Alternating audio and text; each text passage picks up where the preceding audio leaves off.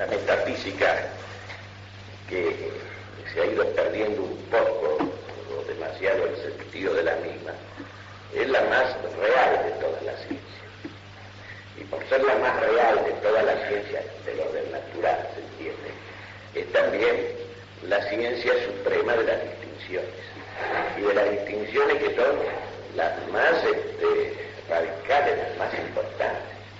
Cuando el hombre no tiene este hábito metafísico de la mente, o lo pierde, que es el hábito natural, la inteligencia del hombre es metafísica.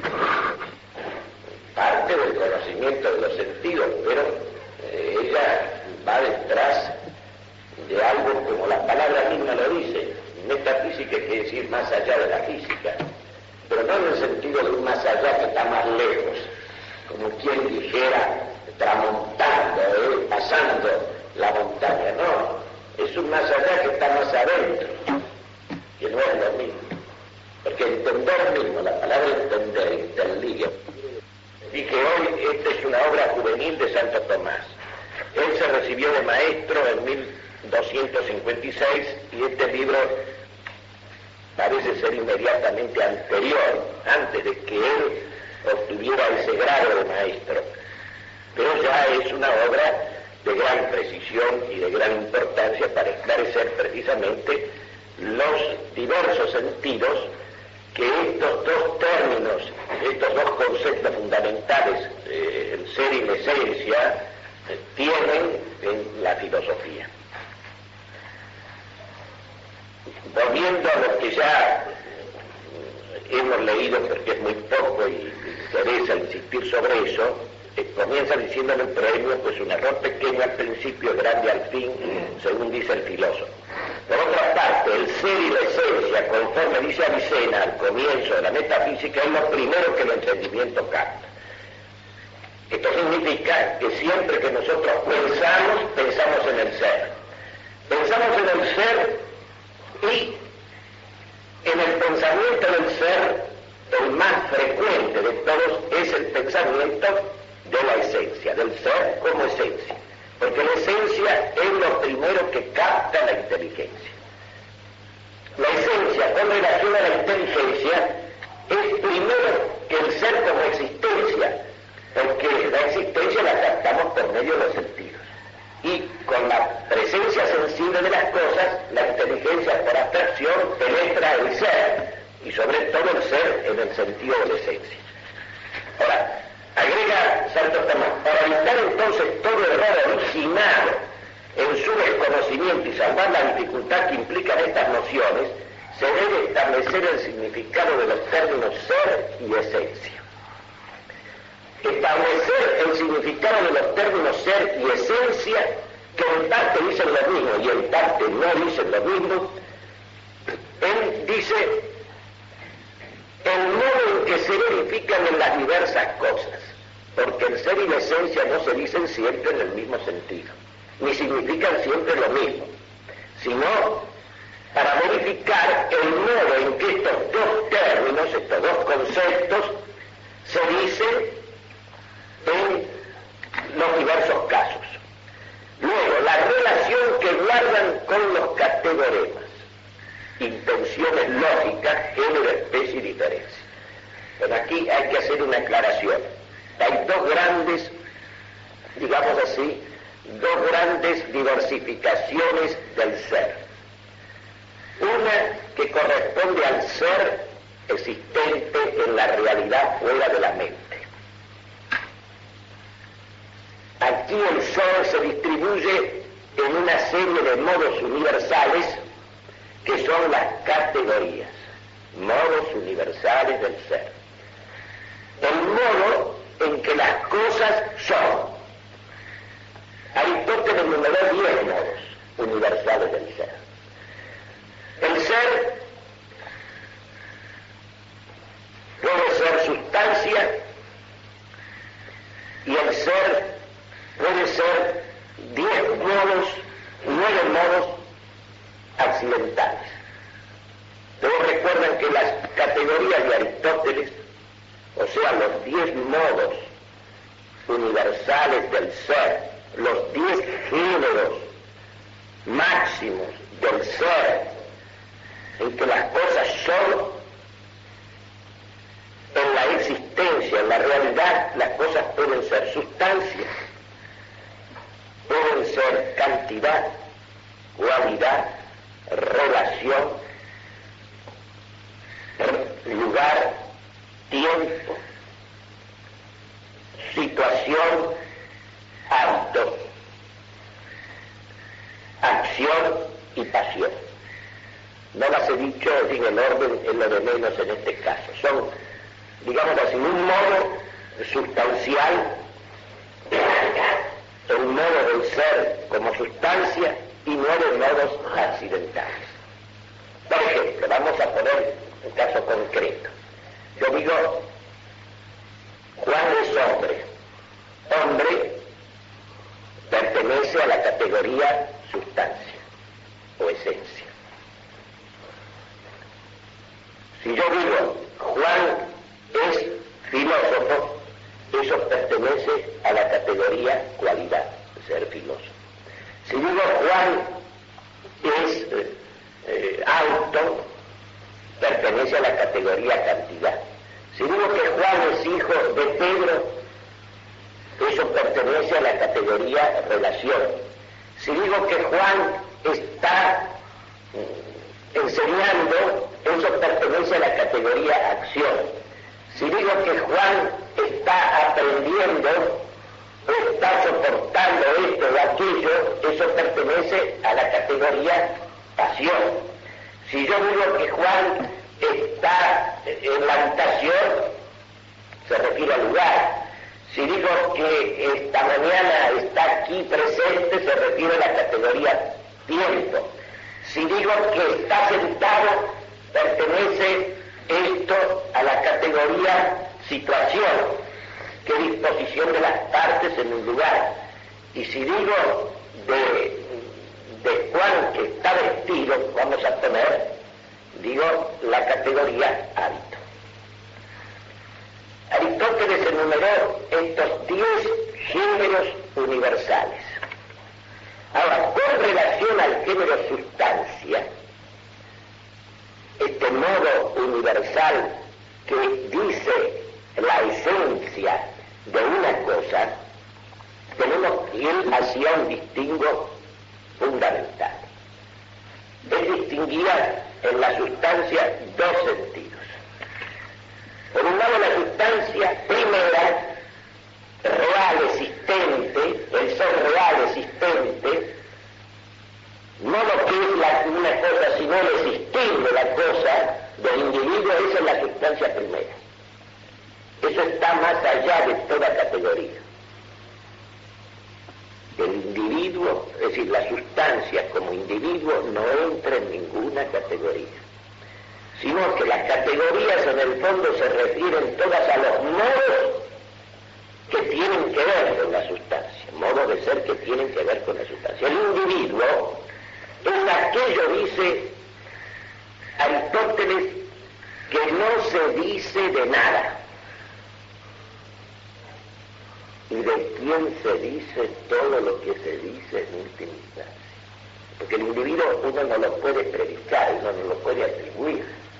Es al individuo a quien se predica, a quien se atribuye. Ahora, la sustancia, cuando yo la considero en su constitutivo esencial, en lo que ella es, en lo que es este individuo, por ejemplo, este caballo, este hombre, que es caballo, que es hombre, el ser caballo, el ser hombre es la categoría de sustancia, es la categoría de sustancia que se refiere a la esencia de ese individuo real existente. Porque un porquero, por ejemplo Juan, el ser hombre no es lo mismo que el ser blanco, o el que ser bajo, o el que ser estudioso, o el que ser hijo o padre de Mengano. El ser hombre se refiere a lo sustancial de él, a lo esencial de él, al qué de él, al qué de él. Esa es la sustancia segunda. punto de vista de los predicables o categoremas, corresponde a los tres predicables, a los tres modos de atribución que son el género, la especie y la diferencia. La sustancia segunda, que es la primera de las categorías, el primero de los modos universales del ser, es puesta en la función de predicación, de atribución del sujeto, que en última instancia es el individuo, corresponde a la esencia constitutiva de los individuos. Por ejemplo, si yo digo, Juan es animal, ¿qué función desempeña animal como predicado de Juan? Función genérica. Es el primer categorema, el primer predicable, el primer elemento predicable, es el género. Juan es animal. Si yo digo, Juan es hombre o es racional, me conté, Juan es racional, ¿qué función desempeña este elemento que es racional? Desempeña la función de predicable diferencial, es la diferencia. Es el segundo de los categoremas, el segundo de los predicables. Si yo digo, ahora, Juan es hombre, ¿qué función desempeña hombre con respecto a Juan? Función específica. Observen bien, Juan es animal, predico el género. Juan es racional, predico la diferencia. Juan es hombre, predico la especie. Ahora, cuando digo, por ejemplo, Juan es filósofo, o Juan es alto, o Juan es argentino, o Juan enseña, o Juan está sentado, yo predico el accidente. Pero hay un tipo de accidentes que comporta un categorema, un predicable especial, que es la propiedad. ¿En qué se diferencia lo propio de lo accidental? En que lo propio de una cosa no es la esencia, pero deriva de la esencia de esa cosa. En cambio, el accidente es algo que apoya en el ser de la sustancia, en el ser del individuo, que se sostiene en él, pero no deriva de su esencia.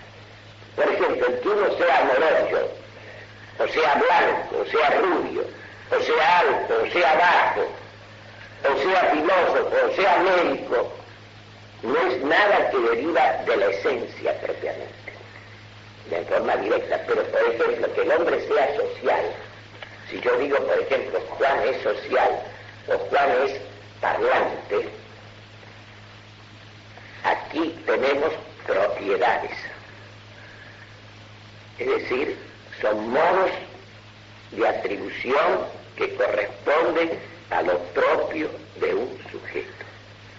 No son la esencia de un sujeto, de una sustancia, pero derivan de su esencia. Por ejemplo, el ser social del hombre procede de su naturaleza humana, de su esencia humana. Pero el que uno sea blanco o que sea rubio, eso no procede de la esencia. Entonces hay una diferencia, entonces ven que los categoremas, ya que aquí los nombra ya Santo Tomás, después irá aclarándolo, son cinco, son los cinco famosos predicables. Son los cinco modos en que se puede predicar algo de algo. O lo que yo les predico de un sujeto es el género, o es la diferencia, o es la especie, o es lo propio, o es el accidente. Otra cosa no puedo predicar. Son los cinco modos principales de predicación. Son las cinco funciones lógicas predicativas. Ahora, las tres primeras, los tres primeros elementos, género, especie y diferencia, se refieren a la esencia. El cuarto, lo propio, o la propiedad, es indudable que no es la esencia, no pertenece a la esencia, no es constitutiva de la esencia de una cosa, pero deriva de la esencia. Como por ejemplo el ser el hombre social o el ser el hombre parlante. Derivan de su naturaleza, de su esencia racional. En cambio, todos los otros elementos que se refieren y que tienen que ver con un sujeto son accidentes. Los accidentes, ¿en qué se diferencian de las propiedades? Que no derivan del esencia. Están en el individuo, están en el sujeto, de quien se dice algo, de quien se piensa algo, pero no derivan de la esencia de ese sujeto. Por eso es importantísimo, cuando nosotros consideramos las intenciones lógicas son esos 5 predicables, 5 modos de predicar, 5 modos de decir las cosas. Ahora observen una cosa que es importantísima. El individuo, que es lo real, que es el ser existente, que es el ser actual, el ser aquí ahora, que es cada uno de los que estamos aquí presentes, o que es esta mesa, o que es esa pared, o que es esta casa, el individuo como tal, ese no se predica de nadie. De él finalmente se predica y se dice todo lo que se dice. Y en el orden de la predicación no hay más que 5 modos de predicar y de atribuir. Y esos 5 modos, vuelvo a repetir, son el género, la diferencia, la especie, lo propio y el accidente. Ahora, en la definición, por ejemplo, de hombre, ¿quién constituye la definición como predicable? La especie. ¿Y la especie cómo se integra? Lógicamente, por el género, en el caso del hombre, el género próximo es animal, y la diferencia, que es racional. Y con la integración del género y la diferencia, usted tiene la especie, que es lo que constituye la esencia de una cosa, considerada abstractamente. Por eso, cuando yo, por ejemplo, a los individuos que pertenecen a una misma especie, a cada uno le aplico, le atribuyo, le predico, digo, ¿qué es este individuo? Este individuo es hombre. Juan, Pedro, etc. Cada uno de ellos es hombre.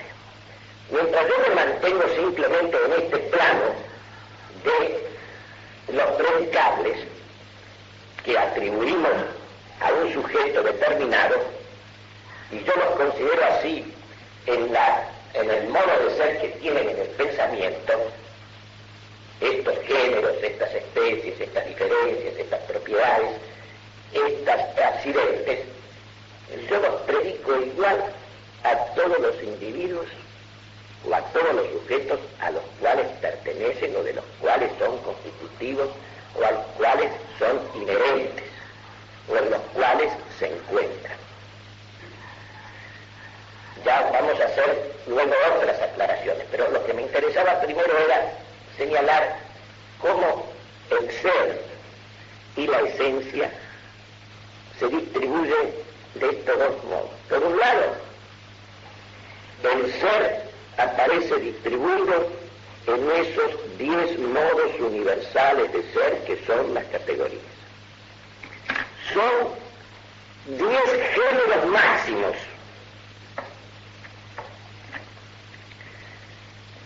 Y esos 10 géneros máximos, de esos 10 géneros máximos, uno, la sustancia, responde a la esencia de las cosas. Los otros 9 a los accidentes. Y se distingue además el ser en las funciones estas mentales, estas funciones predicativas, en estos 5 modos de atribución, que nosotros en toda proposición afirmativa utilizamos el verbo ser. Nosotros decimos Juan es hombre, decimos Juan es estudioso, decimos Juan es alto, decimos Juan es padre de Pedro, decimos Juan está sentado, Juan aprende. Ustedes fíjense bien que estas distinciones primero, las categorías se refieren a los modos universales del ser. Los categoremas o predicales a los modos universales de la predicación. El ser como tal, lo que en latín se llama ens, trasciende toda categoría. Es decir, está, como si dijéramos más allá, no está comprendido en ninguna categoría, sino que todas las categorías están comprendidas en el ser. Porque cada una de ellas es un modo universal de ser. Y en el orden de la predicación, cada una de las formas de predicación está referida también al ser, pero el ser no está, digamos, no está incluido en ningún género, está más allá de todo género. Digamos así, es un trascendental, trasciende todo género. Hay dos modos de trascendencia. La que Dios tiene respecto de todos los demás seres. ¿Por qué la que Dios tiene respecto de todos los demás seres? Porque Dios es un ser, o es el ser, que no está comprendido en ningún modo de ser, en ningún género. Pero no está comprendido en ningún género porque él trasciende. Él es la simplicidad misma, él es el ser absoluto. Él es trascendente por su eminencia, porque lo trasciende todo, está más allá de todo. Él no es clasificable, no es ni ordenable, ni determinable en ningún género. Es además, es decir, él por su eminencia óntica, por su eminencia de ser, es como por ser el ser realísimo, él está sobre todo modo, porque todo modo, todo género comporta una limitación. Y él no tiene límite ninguno. Comporta una determinación y él trasciende toda determinación. Y hay otro trascendente que es el ens, es el ser. Ese ser que en realidad es el primer concepto de la mente, es lo primero que la mente capta en las cosas que se nos presentan, ese ser común, indiferenciado y trascendente, que alude precisamente a eso que trasciende mi propio pensamiento, que es el término de mi pensamiento, y en el cual se hacen luego todas las distinciones y todas las determinaciones. Pero el él como tal, el ser como tal, no está comprendido, no está encerrado en ninguna determinación. Hay un peligro que es confundir el concepto de ser, este concepto el más universal de todos, el más abstracto de todos, el más común de todos, pero que no tiene sino una existencia puramente intencional en la mente, el más pobre de contenido en rigor, porque es como si lo hubieran vaciado de toda determinación y por eso, digamos, puede comprender a todos los seres. Confundir ese concepto con el concepto de ser que nombra Dios.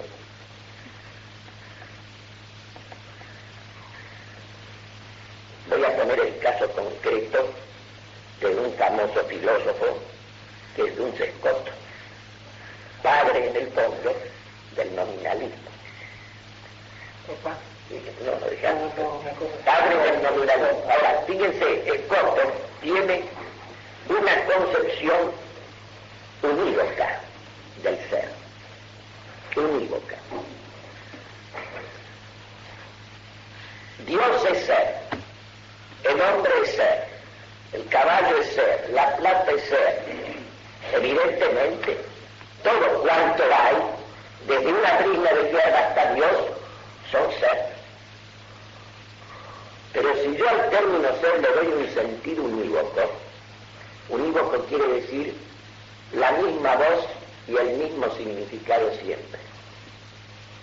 Si yo cuando digo Dios es ser y digo el hombre es ser, si yo el ser lo considero así, en esa referencia común, indiferenciada, trascendente, en que la mente lo piensa, toda vez que piensa en algo, piensa en el ser. Si yo identifico este concepto, que es trascendente, sí, pero trascendente a toda categoría y modo de ser, porque es un concepto el más abstracto, el más universal de todos, pero que de suyo no constituye realidad ninguna.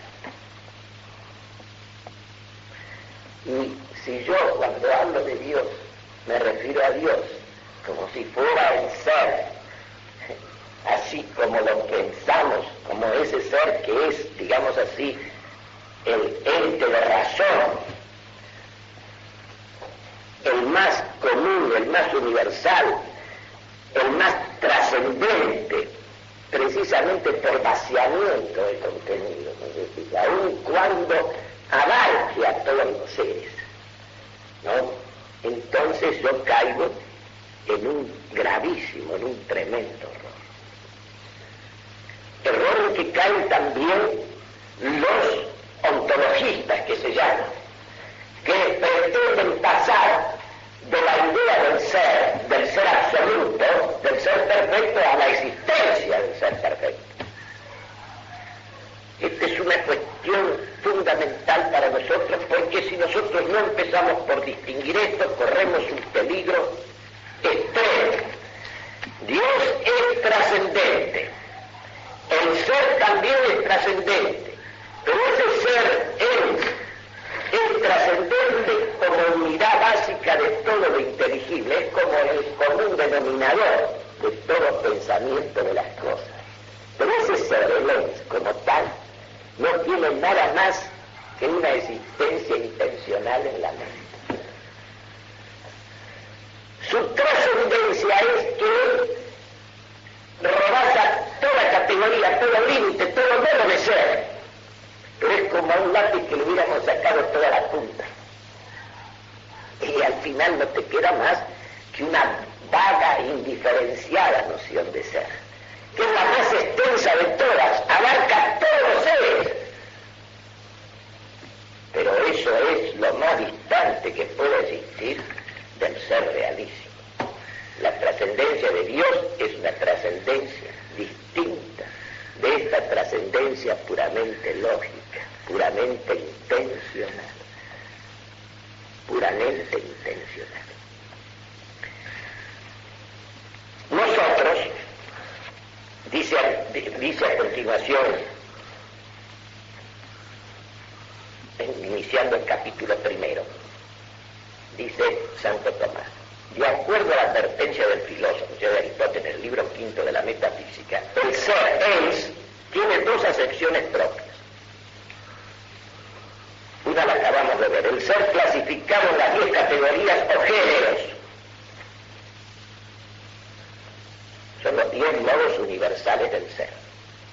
Vuelvo a repetir: el ser como tal, el ens, que en realidad es como el denominador común de la inteligibilidad de todo ser, él trasciende toda categoría, todo modo de ser, pues eso los abarca a todos. Cuando yo pienso en ser, y me refiero al ser que existe fuera de mi mente, ese ser se distribuye en esas 10 categorías. Y luego está el ser que se da en toda proposición, en toda afirmación, en toda composición de conceptos cuando nosotros enunciamos algo. Por eso dice, hay dos acepciones propias del ser: el ser clasificado en las 10 categorías, los 10 géneros máximos que hemos visto, y el ser que equivale a la verdad de las proposiciones. La diferencia de entre ambos consiste en esto: por la segunda acepción, el ser considerado la verdad de las proposiciones en los enunciados, se denomina ser todo aquello de lo cual puede formarse una proposición afirmativa. Es decir, vamos a poner un caso concreto porque esto es la única manera de entenderlo bien. Si yo digo, por ejemplo, que la afirmación se contradice y excluye con la negación, esto Esto es digamos así, un sentido del ser que no corresponde al ser existente, al ser real, al ser que existe fuera de la mente. Esto es una simple composición de dos entes de razón, de dos, digamos, conceptos. Si yo digo, por ejemplo, Juan es ciego, yo aquí afirmo el ser en este enunciado de la mente y compongo dos conceptos, uno de los cuales existe en la realidad, que es Juan, y el otro no existe en la realidad, porque la ceguera no existe. La ceguera es un ser que no tiene sino una pura existencia mental. La ceguera que yo predico de Juan, o que Juan es manco, es algo que en realidad no corresponde a ningún ser en la realidad, pero sí tiene ser en la mente. Y compone un enunciado, una afirmación. Enunciado que, como todo enunciado afirmativo, lo hacemos por medio del verbo ser. Juan es ciego. Observen ustedes que ese concepto de ceguera en la mente tiene plena consistencia de ser, y en la realidad es una simple ausencia, es algo, una privación, es una negación. Es como cuando yo digo inclusive el concepto de mal, el mal, en la realidad no es nada existente, nada consistente. En la realidad es simplemente la ausencia de bien. No es algo que está en la realidad, sino algo que falta, que le falta una cosa. La mayor dificultad que tuvo San Agustín, y por eso estuvo 9 años en el maniqueísmo, es que le costó enormemente llegar a comprender que el ser en el pensamiento se distingue totalmente, radicalmente del ser en la realidad, aunque se trate del mismo ser.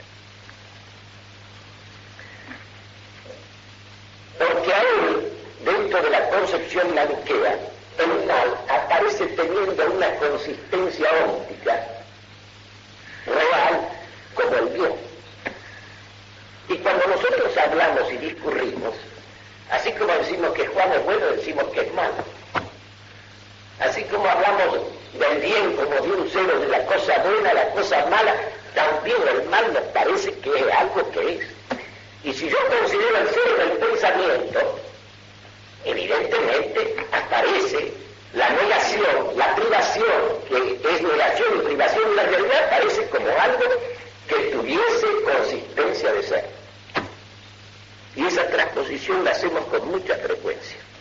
Y observen ustedes que el mal es en la realidad, en el ser que existe en la realidad, en el ser natural, en el ser que existe en la realidad fuera de la mente. El mal es una simple privación de bien, es una ausencia, es como la muerte. Si usted dice, fulano está muerto, usted no dice nada que sea, sino que usted lo que está diciendo o atribuyéndole es una cosa que le falta, es la vida que no tiene. Por eso alguien definió admirablemente la muerte diciendo que es la ausencia presente. Vean qué cosa hermosamente dicha. Porque el estar muerto, el cadáver ese, en realidad, el estar muerto, el ser muerto, no es una cosa que él tiene, sino que es la vida que a él le falta. Y observen que en el pensamiento el ser tiene un modo de existir totalmente distinto que en la realidad. Totalmente distinto. Observen que todo ser en la realidad tiene esencia, es algo determinado, tiene consistencia, o al menos deriva y es inherente a algo esencial y sustantivo, como le pasa a los accidentes. En cambio resulta que lo que en la realidad es ausencia, privación, negación, es ser en el pensamiento, es ente de razón, con tanto derecho como a los entes de razón que corresponden a entes reales. Nosotros hablamos de las negaciones y de las privaciones en el pensamiento como si fueran seres tal cuales que las presencias y las afirmaciones. Lo que no tiene posición ninguna en la realidad, la tiene en el pensamiento. Por eso fíjense cómo lo dice Santo Tomás. La diferencia entre ambas acepciones del ser, el ser como modo de ser real, existente, y el ser que equivale a la verdad de las proposiciones, dice, la diferencia entre ambos consiste en esto. Por la segunda sección se denomina ser todo aquello de lo cual puede formarse una proposición afirmativa, aun cuando tal ser no indique posición real alguna. A este tenor se califican como seres las privaciones y las negaciones, como al decir que la afirmación se opone a la negación y que la ceguera está en el ojo.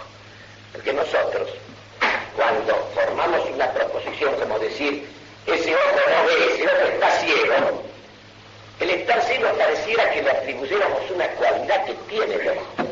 Y no le atribuimos una cualidad, sino que lo que estamos afirmando es que está privado de lo que debiera tener ese ojo real.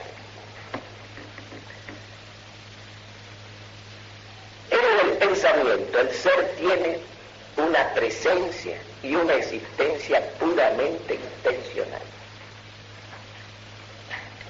Ese mismo ser en la realidad tiene una presencia real, efectiva, subsistente, cuando se trata de algo real.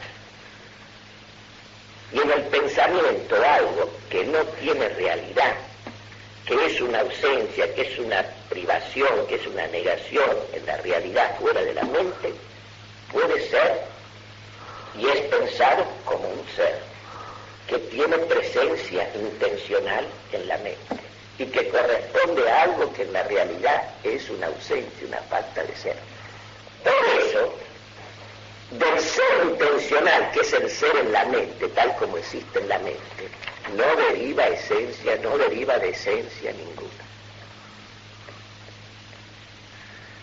En cambio, el ser real está constituido por una esencia.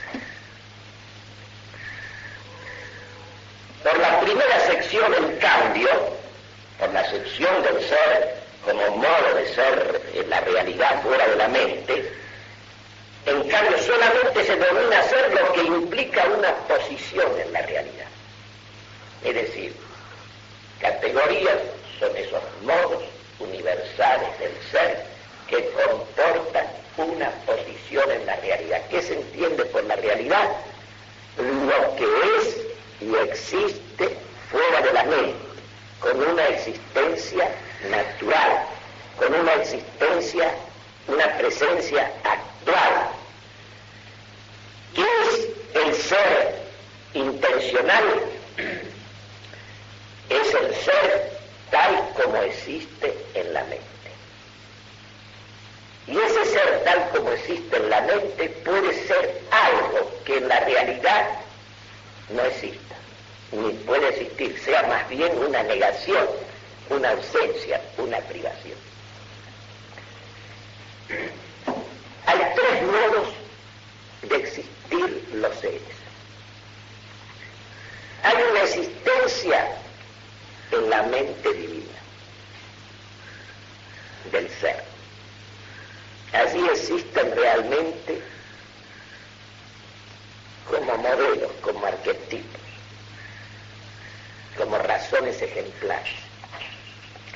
Luego está un modo de existir esos seres en la realidad natural creada, en los distintos individuos creados. Es como si yo dijera, el ser hombre primero es una idea ejemplar en la mente divina, después es una realidad individual en Juan o en Pedro, y después es un ser intencional, significado en un concepto de la mente humana. Siempre se trata del mismo ser hombre, de la misma esencia.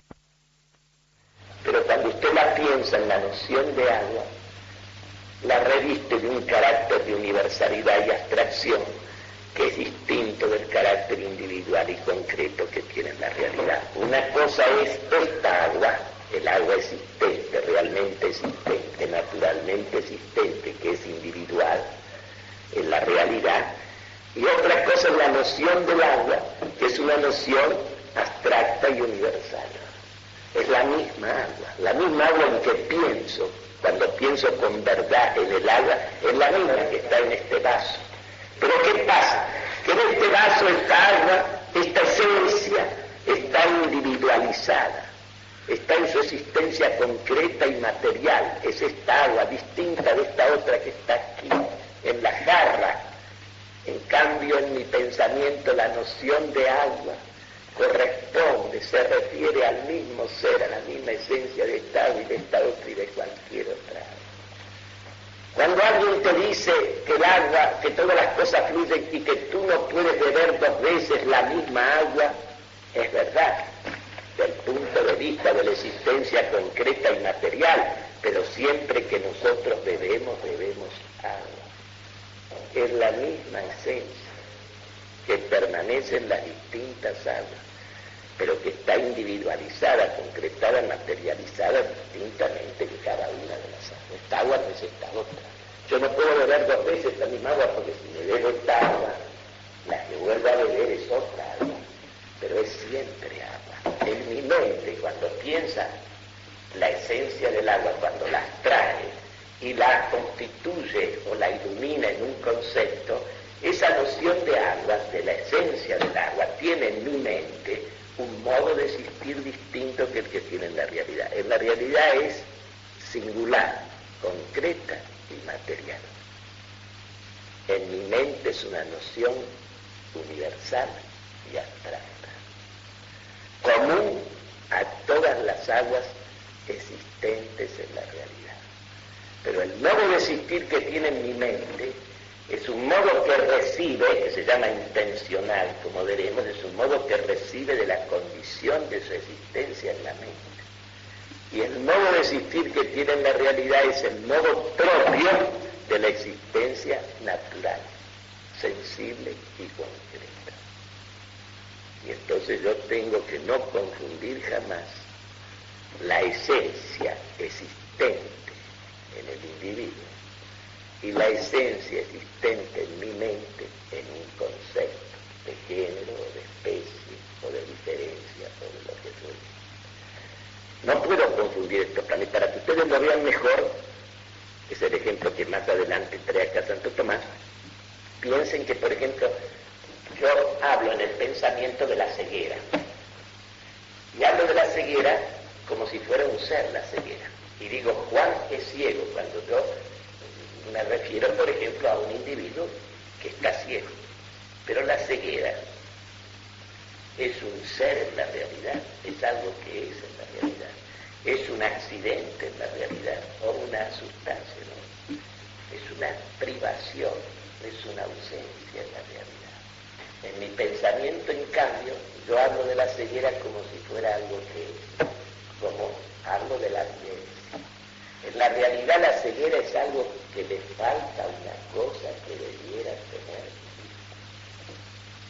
En mi pensamiento, ciego es un concepto que aparentemente, que en su referencia se refiere a algo que es, pero en la realidad no es. Es una negación. En mi pensamiento tiene la forma de un ser. Y cuando yo enuncio un juicio, digo, Juan es ciego. La ignorancia existe, es algo existente, no, es falta de saber. Pero yo hablo de la ignorancia como si fuera un ser. Más, la humanidad como tal existe en la realidad, no, en la realidad no hay humanidad, en la realidad hay hombres nada más, hay individuos que son hombres, o individuos que tienen humanidad. Sin embargo, humanidad en el pensamiento es un ser genérico. Entonces, lo primero que va a hacer Santo Tomás es que distingamos estos dos modos que tiene de existir el ser, de existir la esencia. La esencia, en la realidad, es individuo, es esta agua.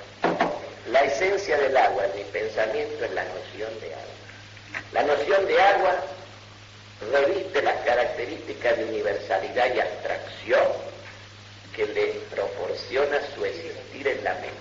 En la realidad es algo singular y concreto, pero es la misma esencia.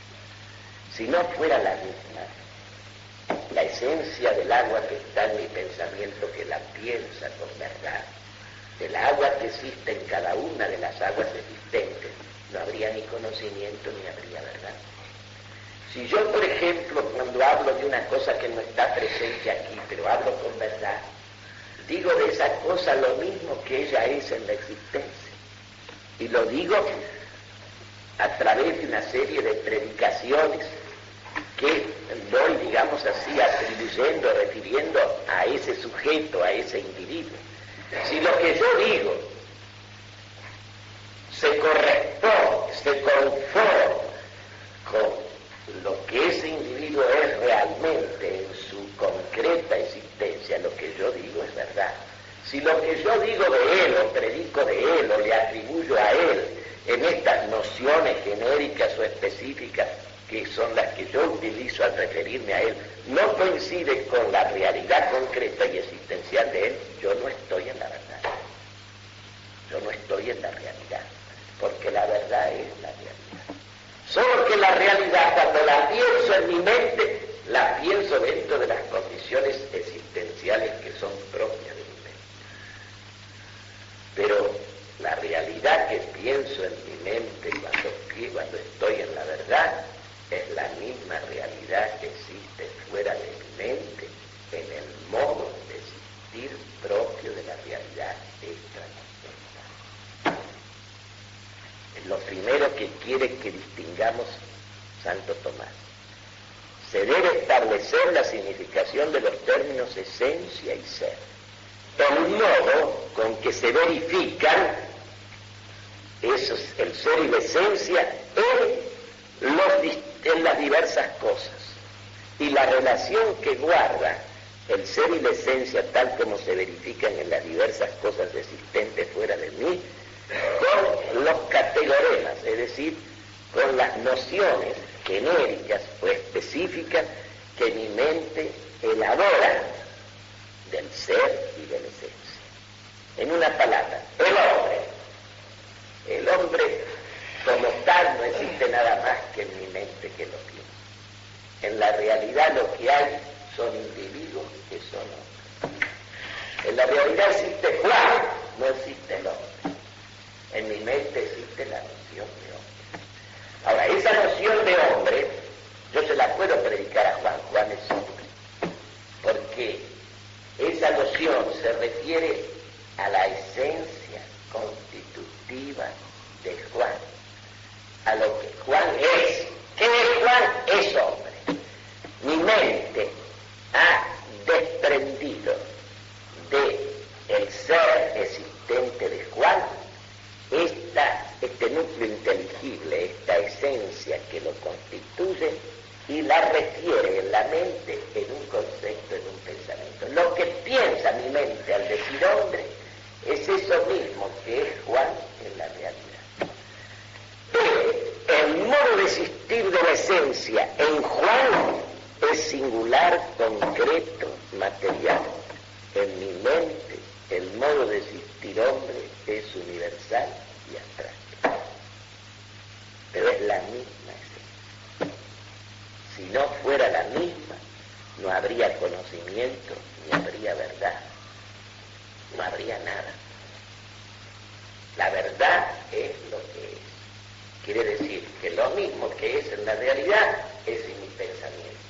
Pero el modo en que existe ese mismo ser, esa misma esencia en mi pensamiento es distinto del modo en que existe en la realidad. Y esto es una cosa que yo la tengo que tener en cuenta siempre para no confundir los dos planos.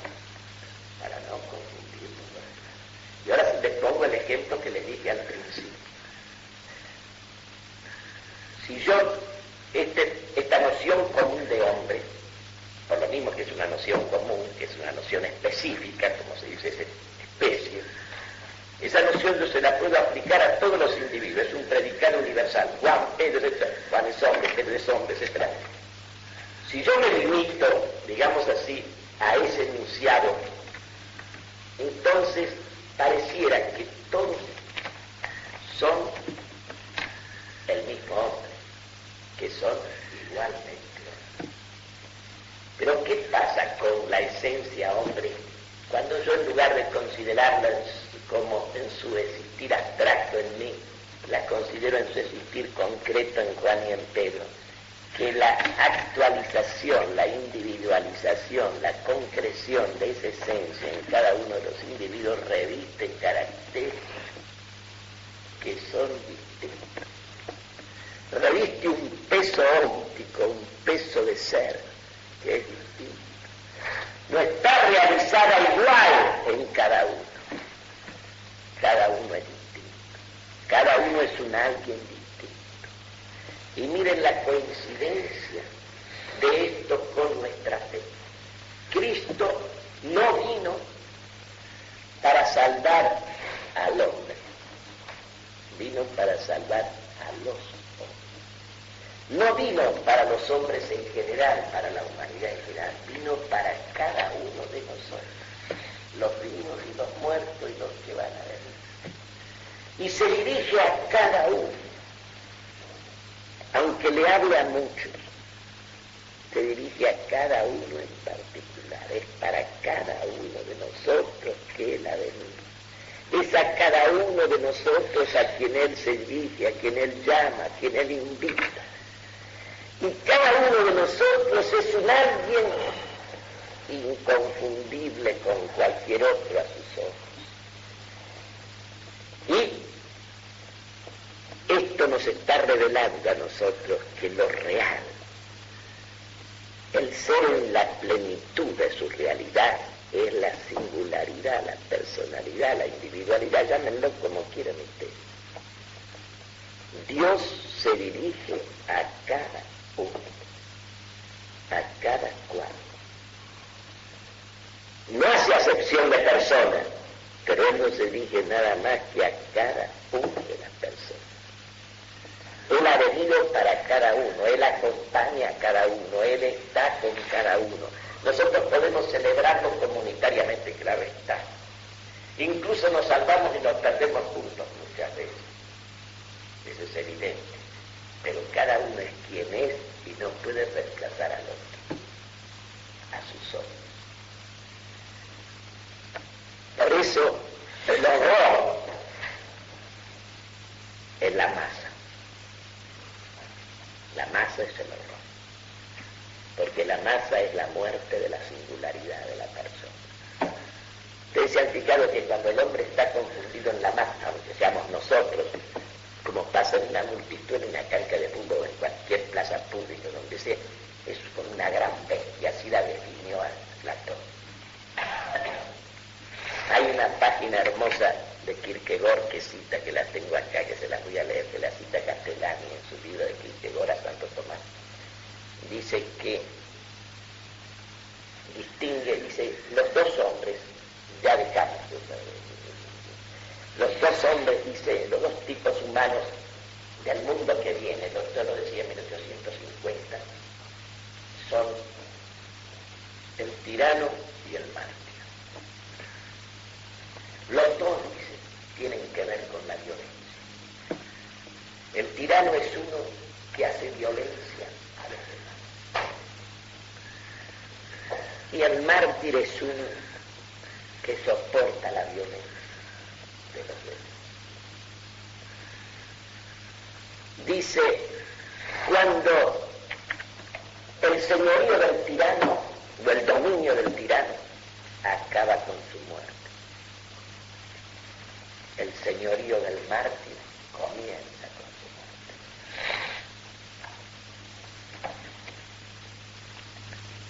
Y agrega esto otro. El mártir, dice, es uno que rescata uno a uno, a cada hombre de la masa y lo devuelve a su singularidad, a su persona.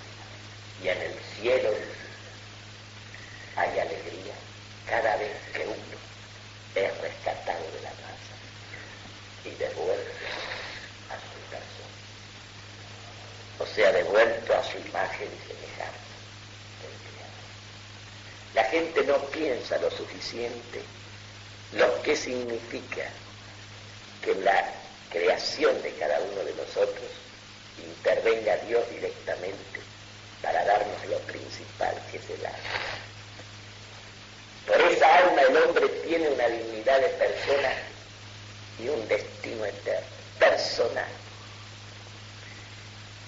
Y precisamente, ¿cuál es todo el deber, toda la vocación, el deber del hombre?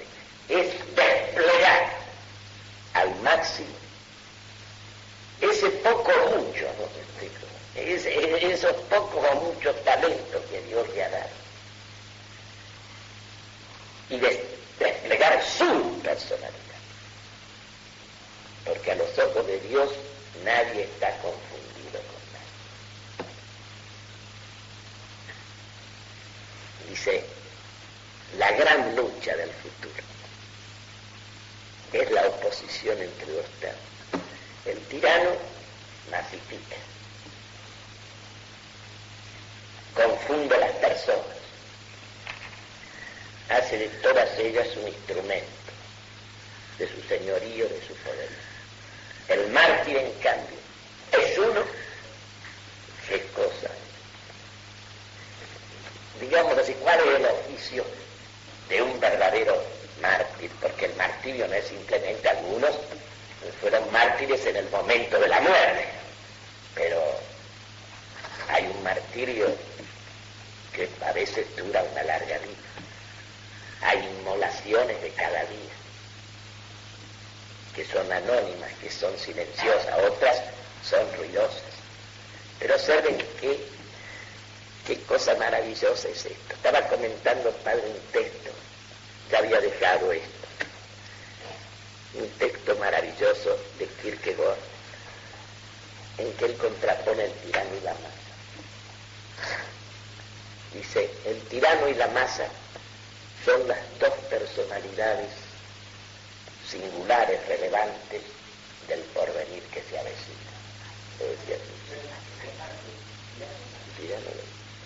con esos dos extremos. Dice, los dos tienen que ver con la violencia.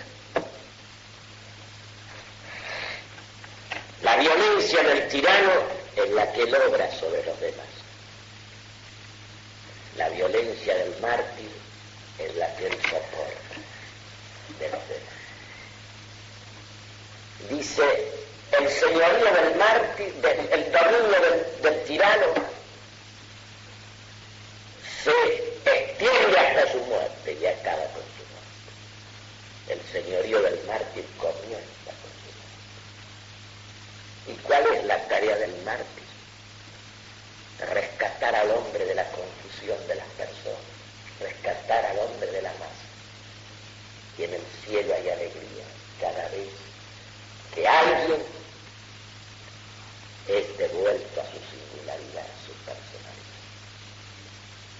Y la obra del mártir es rescatar uno a uno. Uno a uno. Observen, por ejemplo, tomemos un ejemplo reciente, de los más recientes, el caso de Ana María Goretti. Ahí tienen una niña, que es cosa más personal, más exclusiva. Ella está unida a una tremenda, pavorosa violencia. Resiste hasta la muerte defendiendo su pureza. ¿De qué modo gravita esta niña? Su vida fue una vida anónima, además fue una brevísima vida, además fue una vida corriente, así humanamente dicho. ¿Cuándo comienza su señorío, su irradiación, su fuerza, su ejemplaridad? A partir de su muerte. Y va rescatando uno a uno. Y al primero que rescata es a su homicida. Lo rescata ella. Es decir, Dios lo rescata, estamos hablando, pero es uno a uno. Y el primer uno que ella rescata y devuelve a su ser es precisamente al que la atropelló y la mató. Es conmovedora cuando la madre de ella comulga junto con el asesino.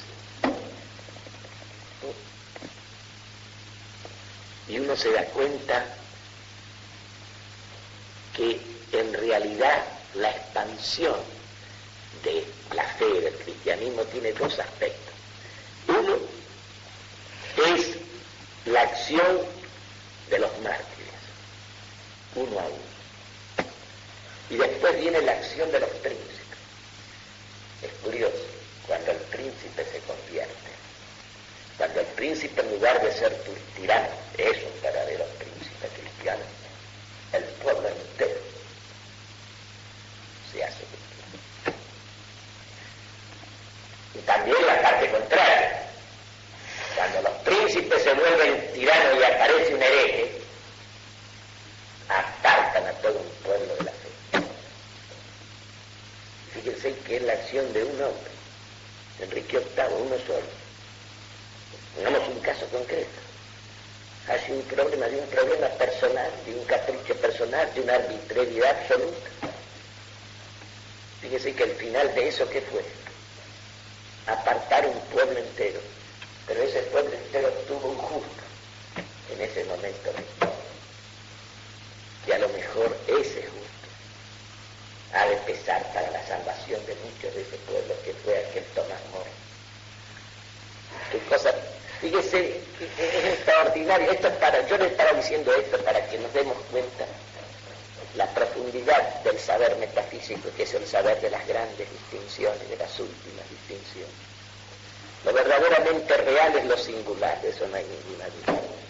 Pero lo singular no se puede estudiar sino a través de lo inteligible, de lo esencial. Por eso la mejor definición del tomismo es esta, como filosofía. Es una filosofía que estudia la existencia, por medio, a través y por medio de la esencia. Y la esencia es lo primero que existe. Los individuos distintos.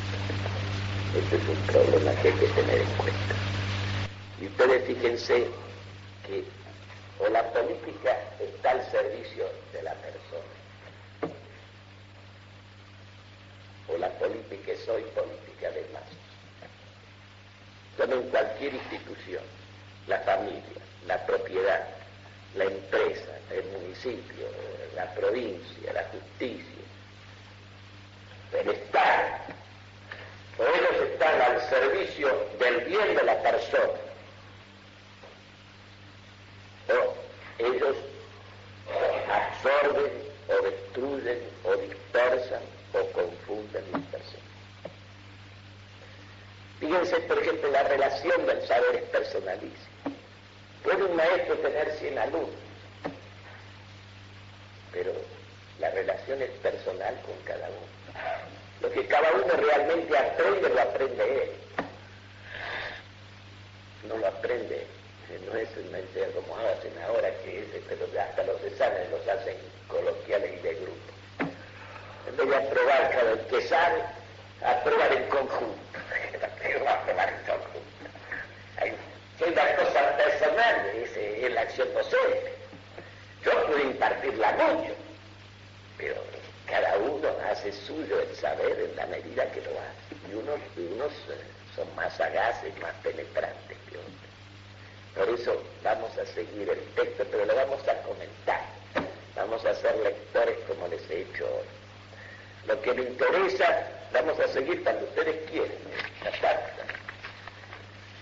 Porque es mucho lo que tenemos que decir. Papá, ¿cuándo un error es más grande? ¿Cuando es consecuente consigo mismo o cuando no es consecuente consigo mismo? Y cuando es consecuente consigo mismo, querido, porque ese error se va haciendo tan grande. No, pero por ejemplo, ¿qué es más erróneo? ¿El gorilismo, que es una democracia inconsecuente, que hace fraude, o el peronismo, que es una democracia consecuente, que es la pureza del comicio, y que empieza con la democracia y termina la democracia? Es decir, es consecuente consigo mismo. Ya. Parte de una premisa... Vos siempre me das a elegir entre dos horrendos. Bueno, pero ¿cuál es más error? El error consecuente, es decir, la democracia lleva a sus últimas consecuencias, o la democracia abortada con concesiones a la jerarquía. Ya te voy a decir por qué. Es cierto, en el gorilismo y en todo eso hay una falsificación, hay un fraude, hay todo lo demás. Pero ellos invocan también el mismo principio satánico, radicalmente falso que los otros, solo que unos lo practican y otros lo utilizan instrumentalmente. ¿Cuál está más en el error? ¿Los practican o los que no lo utilizan? ¿O los que no lo practican? Es muy difícil distinguir eso. O sea que Lo único que te puedo decir que para mí el problema, el que aclaró bien el problema, por ejemplo, la soberanía popular ha sido de la Ville de Villeneuve, que tiene ese librito que se llama Satán en la ciudad. Es real, porque esa es la gran aberración. Y eso se ha metido, desgraciadamente, en la mente y en el corazón de la gente en nuestro país.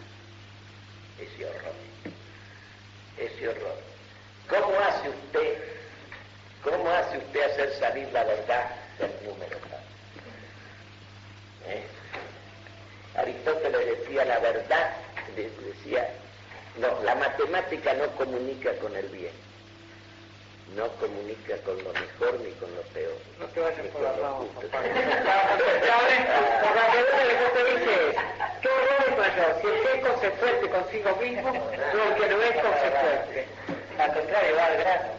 Voy al grano, porque el grano es la soberanía popular y lo otro... Bueno, pero una cosa, pero uno... por ejemplo, te voy a decir, yo he tenido la suerte en esta vida en que he andado malísimo con los dos. Sí, no te sé decir, Perón me hizo echar y los otros me mantuvieron echados. No puede despreciar más al que es consecuente con su error o al que ni siquiera es consecuente con su error, no respeta ni siquiera a ahora estás un poco mejor, ahora sí la pregunta es más concreta. Y si una persona está en un error, pero está sinceramente, está convencido y persiste en el error, bueno, el error es despreciable, pero esa persona al menos es consecuente consigo misma, aunque esté en el error. Pero un individuo que vive haciendo fraude y que conscientemente está mintiendo y está falsificando y está usando, pienso que, no sé, como Dios jurará las cosas, pero jurándola así humanamente, esto es lo peor. Peor es una persona que cree en algo, que sea un error, pero está adherido a él y se mantiene consecuente con él y hasta a lo mejor hasta es capaz de dar la vida por eso. Bueno, por lo menos el hombre no es verdadero, pero es sincero. Yo te pregunto cuál es peor, si un profesor como Karl Blas de Educación Democrática, que decía en la clase que era democrático, muy totalmente intolerante, decía en la clase cuando yo a la clase de educación, un profesor como Lucieri Frondizi, que es democrático también, pero con la diferencia que se hace muchachismo y dice que en la clase tiene que matar a los alumnos. ¿Quién es peor de los dos?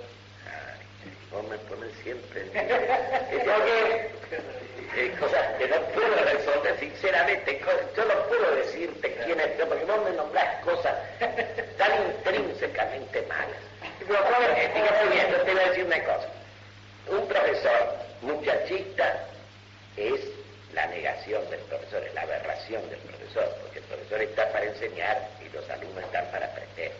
Eso es el orden natural. Ahora, un profesor muchachista que es como se hace el gobernante, que se pone aire de gobernado, ¿no? Y dice que él no gobierna, sino que hace lo que el pueblo quiere, o esas cosas, y como dice la gente. Bueno, eso es una aberración. Y el otro, que sobre la base de principios de tolerancia con el error y con todo, es autoritario y exigente, ese también es una cosa imposible, pero por lo menos en la práctica él pretende restablecer un orden que debe existir. Hay un orden que debe existir y el orden supone la autoridad.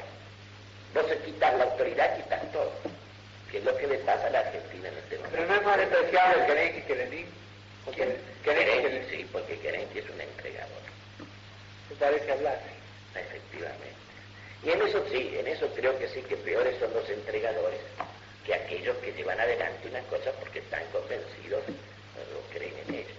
Pero hay una cuestión que es fundamental. La gran falla en nuestro país, lo creo sinceramente, y yo soy un hombre viejo, es que este es un país que ha abandonado en la formación de sus clases dirigentes, desde todo el periodo de la organización nacional, ha abandonado la formación esencial, la formación metafísica, no digamos teológica, porque esta arrastra la otra, de su clase dirigente. El lema del siglo pasado fue: hay que desaristotelizar la filosofía, es decir, quitar la metafísica, el hábito metafísico de la mente. Entonces, uno puede estudiar cualquier carrera técnica, profesional, de lo que sea, medicina, ingeniería, pero si uno no posee este hábito, el sentido de estas distinciones que le permiten comprender en todo qué es lo sustancial, qué es lo accidental, qué es causa, qué es efecto, qué es razón, qué es condición. Si uno no tiene estas distinciones para hacerlas, aplicarlas en todo momento, entonces uno cae en la confusión con toda facilidad. Por ejemplo, ¿por qué hemos llegado nosotros en aras de la legalidad a tolerar y soportar las cosas más ilegítimas que existen? Mediten ustedes nada más que en esto para ver la aberración de la mayoría. En una nación como Italia, digo Italia porque es un ejemplo, ahí está Roma, ¿no? Bueno, ha votado la mayoría, 60% ha votado la ley de divorcio, ha votado la destrucción de la familia, ha votado contra el orden natural, ha votado contra Dios, porque Dios es el creador del orden natural.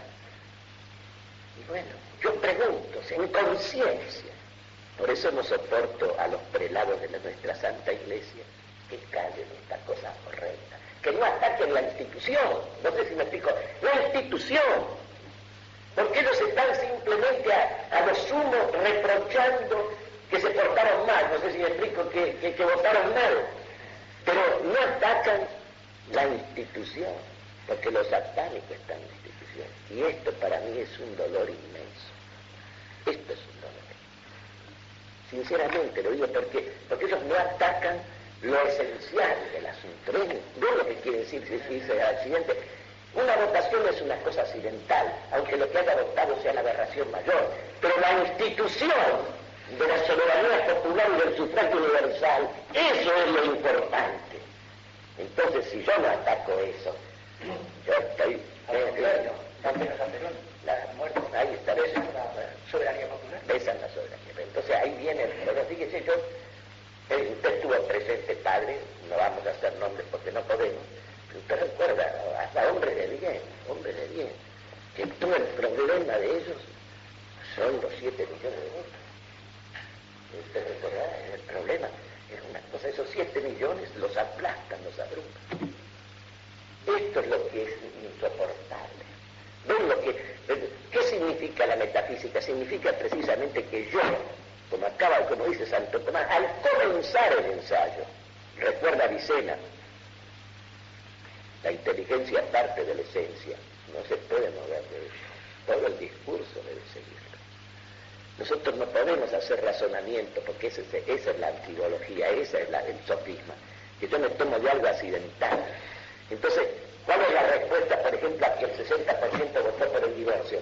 Hacer un esfuerzo para que en la próxima elección, no sé si me explico, para que en la próxima elección consigamos que el 60 vote a la Estamos poniendo una cosa que es esencial, que es el orden natural, porque ese es el orden esencial que Dios ha creado, porque al margen del sacramento del matrimonio, el matrimonio indisoluble es ley natural, es ley de Dios, En vez de combatir que se sustituya al soberano legislador por el soberano popular, no sé si explico, por el gran soberano, no combatimos eso, sino que todo el esfuerzo nuestro debe ser tratar de convencer a la gente para que vote lo contrario. Sería otra cosa. No tenemos la experiencia, y nosotros cristianos, que el pecado corre más fácil que la virtud. Necesitamos mucho para saberlo. Necesitamos mucho para saber que todos los aspectos, digamos, deleitosos o lo que fuere que el pecado tienen un arrastre mucho mayor que la virtud. Nos parece a nosotros difícil aceptar que la virtud es una cosa difícil y el vicio es una cosa facilísima.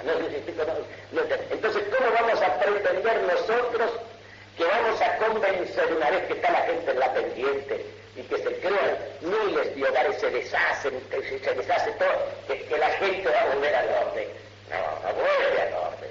Al contrario, la gente va entrando en el desorden, porque los que viven bien aceptan la situación de los que viven mal, ¿no sé, chicos? Y conviven con ellos. Y al final se va haciendo una mezcolanza general. Esa es la masa, la confusión de las personas, porque nosotros suprimimos las distinciones.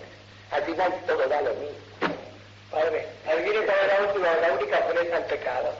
La única pureza del pecado, ¿cuál es? La última pureza. La única pureza del pecado. ¿Cuál es la pureza? La pureza del comicio. Del comicio, dice que el comicio sea limpio, ¿qué iba a decir, padre? No, que digo, como muchos no se dan cuenta de la perversidad intrínseca del peronismo. Ah, sí. La gente dice que no, que exageramos, que es una manía, que no se ve lo bueno. No captan la cosa. Gente incluso religiosa, sacerdotes, obispos, laicos, incluso con cierta formación no lo ven. No captan lo eso. Fíjense, yo les voy a decir una cosa aquí confidencial para que ustedes se den cuenta. Yo he tenido, no ha sido una razón personal. Yo hace justo 30 años, 1944, yo he tratado a Perón circunstancialmente por razones de que colaboré en la revolución del 4 de junio del 43, incluso fui interventor de la Universidad del Litoral, de la que era profesor en ese tiempo, y tuve ocasión de tratar muchas veces de Perón. A mí es un hombre que me causó siempre una verdadera repulsión. ¿Por qué causa? Por la absoluta falta de escrúpulo y de límites morales que era su conducta. Una cosa increíble. No hablemos de la parte de las costumbres privadas, ¿no? Dejemos de lado eso. Estoy hablando de las cosas públicas, de la manera de tratar las cosas públicas.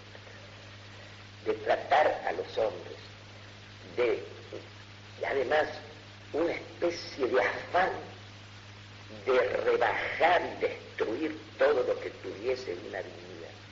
Nunca ha podido soportar nada digno a su lado. Y toda su manera de actuar era que esa dignidad se degradara. Entonces él le tendría la mano. Pero una vez que usted se había degradado, una vez que usted se había rebajado, una vez que usted se había destruido, por eso él ha hecho las cosas como esta última. ¿A cuántos pudo haber elegido sabiendo que él terminaba? Eligió lo peor y lo impuso a la fuerza al país, porque nadie quería a esa vicepresidenta. Fíjense, el régimen falaz y descreído, le voy a poner un caso concreto. Cuando en 1938 había que elegir una fórmula, eran tiempos de democracia fraudulenta, ¿no? La época es justo. El primer término de la fórmula tenía que ser necesariamente un hombre que estaba condenado a morir, es decir, que era Ortiz. Ortiz era un hombre que tenía una diabetes maligna, que le había interesado los ojos, condenado irremediablemente a perder la vida. ¿A quién se elige como segundo término? Debía haber sido Manuel Fresco, pero como él había puesto la enseñanza religiosa en la Escuela de Buenos Aires, la masonería lo excluyó. Entonces había que buscar el segundo término. ¿A quién se eligió? Que iba a ser el verdadero presidente. Se eligió un hombre que dentro de lo que había representaba una distinción, una jerarquía, una capacidad que era Castillo. Y pasa lo que tenía que pasar. Ortiz dura un tiempo, se pone ciego y asume Castillo. Aquí se da lo mismo.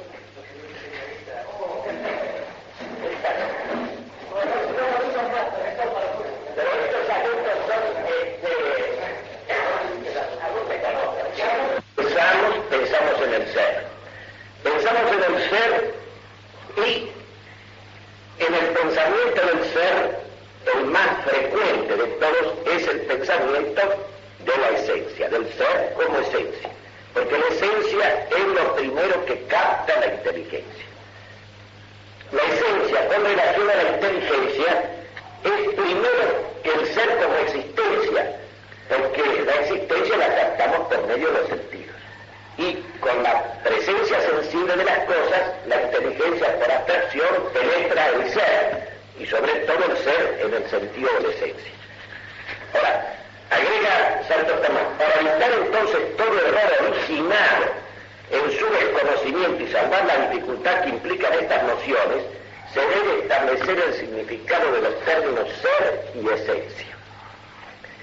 Establecer el significado de los términos ser y esencia, que en parte dicen lo mismo y en parte no dicen lo mismo, él dice el modo en que se verifican en las diversas cosas, porque el ser y la esencia no se dicen siempre en el mismo sentido, ni significan siempre lo mismo, sino para verificar el modo en que estos dos términos, estos dos conceptos, se dicen en los diversos casos.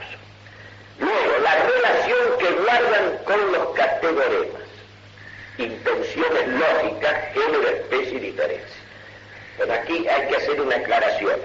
Hay dos grandes, digamos así, dos grandes diversificaciones del ser. Una que corresponde al ser existente en la realidad fuera de la mente. Aquí el ser se distribuye en una serie de modos universales que son las categorías, modos universales del ser.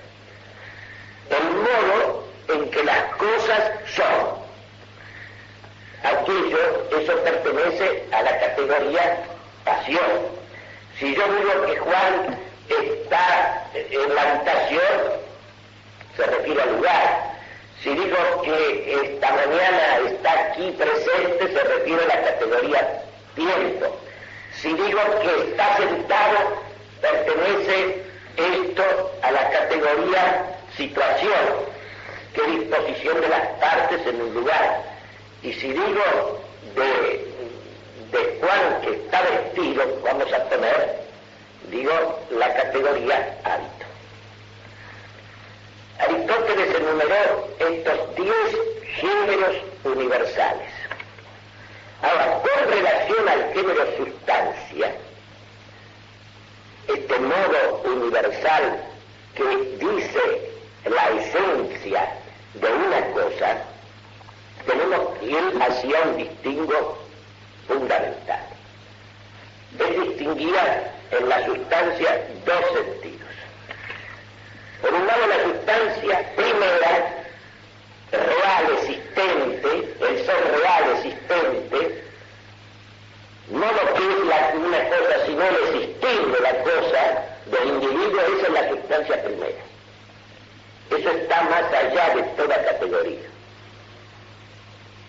El individuo, es decir, la sustancia como individuo no entra en ninguna categoría, sino que las categorías en el fondo se refieren todas a los modos que tienen que ver con la sustancia, modos de ser que tienen que ver con la sustancia. El individuo es aquello, dice Aristóteles, que no se dice de nada,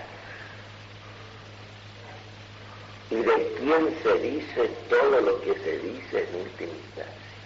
Porque el individuo uno no lo puede predicar, uno no lo puede atribuir. Es al individuo a quien se predica, a quien se atribuye. Ahora, la sustancia, cuando Aristóteles enumeró 10 modos universales del ser. El ser puede ser sustancia y el ser puede ser 10 modos, 9 modos accidentales. Todos recuerdan que las categorías de Aristóteles, o sea, los 10 modos universales del ser, los 10 géneros máximos del ser, en que las cosas son, en la existencia, en la realidad, las cosas pueden ser sustancia, pueden ser cantidad, cualidad, relación, lugar, tiempo, situación, hábito, acción y pasión. No las he dicho en el orden, en lo de menos en este caso. Son, digamos así, un modo sustancial, un modo del ser como sustancia y 9 modos accidentales. Por ejemplo, vamos a poner un caso concreto. Yo digo, Juan es hombre. Hombre pertenece a la categoría sustancia o esencia. Si yo digo, Juan es filósofo, eso pertenece a la categoría cualidad, ser filósofo. Si digo, Juan es alto, pertenece a la categoría cantidad. Si digo que Juan es hijo de Pedro, eso pertenece a la categoría relación.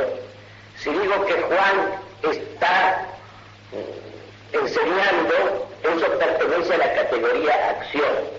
Si digo que Juan está aprendiendo o está soportando esto, la metafísica que se ha ido perdiendo un poco o demasiado el sentido de la misma, es la más real de todas las ciencias. Y por ser la más real de todas las ciencias del orden natural, se entiende, es también la ciencia suprema de las distinciones. Y de las distinciones que son las más radicales, las más importantes. Cuando el hombre no tiene este hábito metafísico de la mente, o lo pierde, que es el hábito natural, la inteligencia del hombre es metafísica. Parte del conocimiento de los sentidos, pero ella va detrás de algo como la palabra misma lo dice. Metafísica quiere decir más allá de la física, pero no en el sentido de un más allá que está más lejos, como quien dijera tramontando, pasando la montaña. No, es un más allá que está más adentro, que no es lo mismo, porque entender mismo, la palabra entender, interliga. Dije hoy, esta es una obra juvenil de Santo Tomás. Él se recibió de maestro en 1256 y este libro parece ser inmediatamente anterior, antes de que él obtuviera ese grado de maestro. Pero ya es una obra de gran precisión y de gran importancia para esclarecer precisamente los diversos sentidos que estos dos términos, estos dos conceptos fundamentales, el ser y la esencia, tienen en la filosofía. Volviendo a lo que ya hemos leído, porque es muy poco y interesa insistir sobre eso, comienza diciendo en el proemio, pues un error pequeño al principio, grande al fin, según dice el filósofo. Por otra parte, el ser y la esencia, conforme dice Avicena al comienzo de la metafísica, es lo primero que el entendimiento capta. Esto significa que siempre que nosotros, pues yo la considero en su constitutivo esencial, en lo que ella es, en lo que es este individuo, por ejemplo, este caballo, este hombre, que es caballo, que es hombre, el ser caballo, el ser hombre es la categoría de sustancia, es la categoría de sustancia que se refiere a la esencia de ese individuo real existente. Porque un mismo objeto, por ejemplo Juan,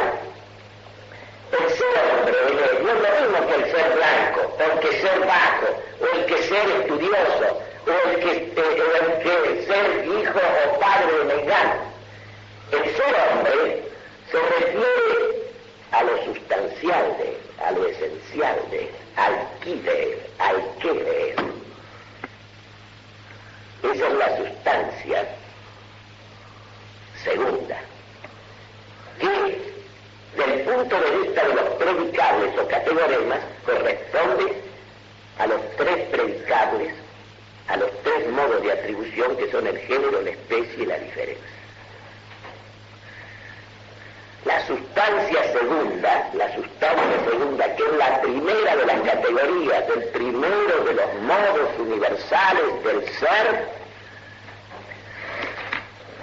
es puesta en la función de predicación, de atribución del sujeto, que en última instancia es el individuo, corresponde a la esencia constitutiva de los individuos. Por ejemplo, si yo digo, Juan es animal,